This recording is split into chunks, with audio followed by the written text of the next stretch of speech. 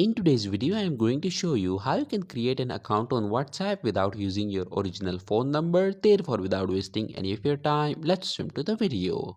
So in order to create an account on WhatsApp without your phone number, what you need to do is to open your internet browser, and in the search bar you need to type temp SMSSTEMP and click on search.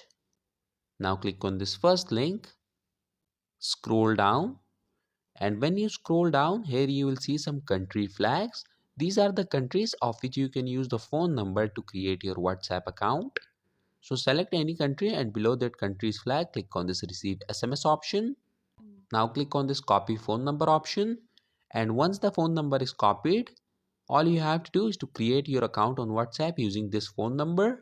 After the account is created, an OTP code will be sent to this phone number to verify your new account. So in order to get that verification code, you need to come back to this website and scroll down. And right here in this inbox section, you will receive the OTP code.